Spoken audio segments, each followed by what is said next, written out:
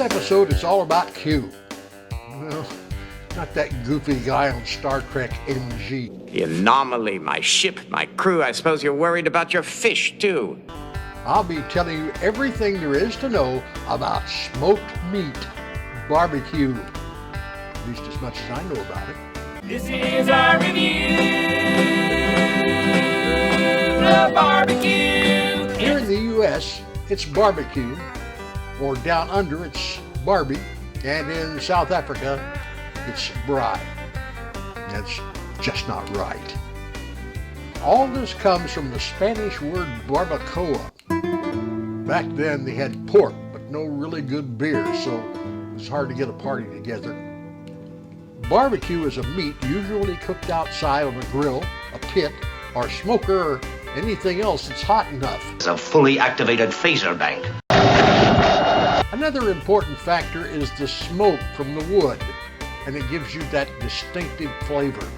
I love the smell of wood smoke in the morning. It reminds me of burnt meat. The next facet of barbecue is the sauce. Vinegar-based, sweet or tangy, and there are some barbecue joints claiming that their meat is so good, you shouldn't need sauce. Now, if you're a barbecue aficionado, you belong to one of these camps. In the mountains of Tennessee, they like the smoky sauce. But over there in old Memphis, a dry rub ribs balls. Now, an Alabama oddity is white sauce, a mayonnaise and vinegar-based sauce. That just doesn't sound right. It's like ordering your deli pastrami with mayo. And of course, there is Texas barbecue. Although pork, chicken, and turkey are available, Texans usually prefer beef. It's from all those cows they stole from the Mexicans in the early part of the 19th century. Fatter, lean beef brisket is what's the thing. Brisket is not exactly a prime cut of meat, but it's usually expensive. Now, after the brisket is trimmed and needs to be smoked for 9 to 16 hours, beef brisket is tough, and it can also dry out and even burn. In the process of cooking, the brisket loses maybe 40% of its weight, and that's why it's so dang expensive. And I just threw that in for the general audience.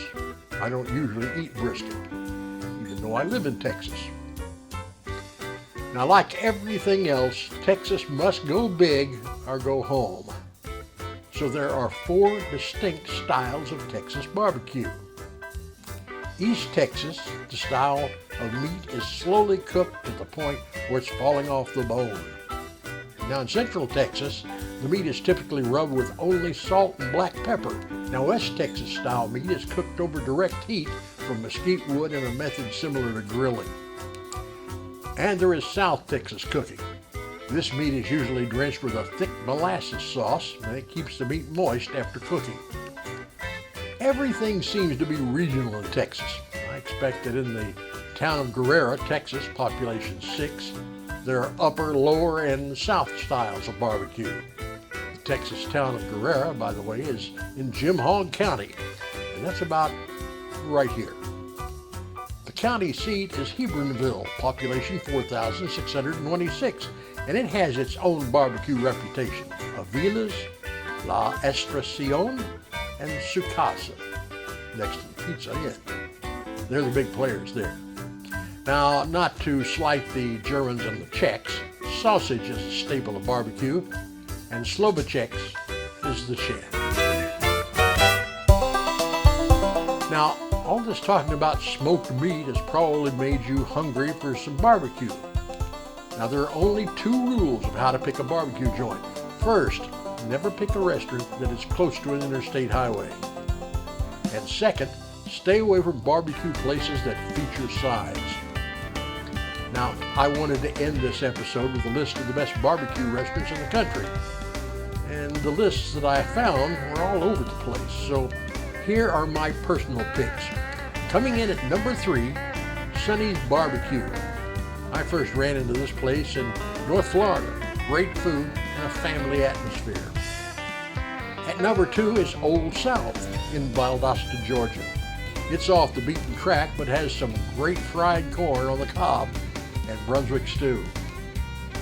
And number one, my personal pick, and I think I may have mentioned this in an earlier episode, is Cruise in Lockhart, Texas, and that's close to Austin.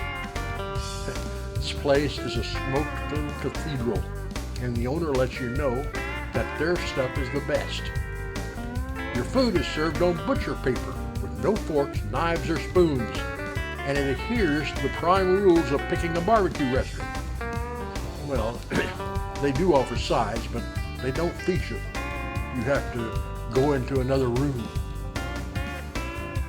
Now, if you're new to barbecue, keep in mind that it can be a bit spicy.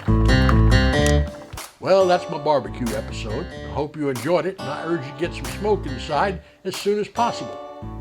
Now, here's some offhand observations. Why do they always play country music in barbecue restaurants? Not everybody listens to country music, even in New York. There are no real barbecue restaurants in New York. And finally, speaking of signs, what's with all the barbecue signs featuring happy giggling pigs? I should think that they would have absolutely no reason to be happy. That was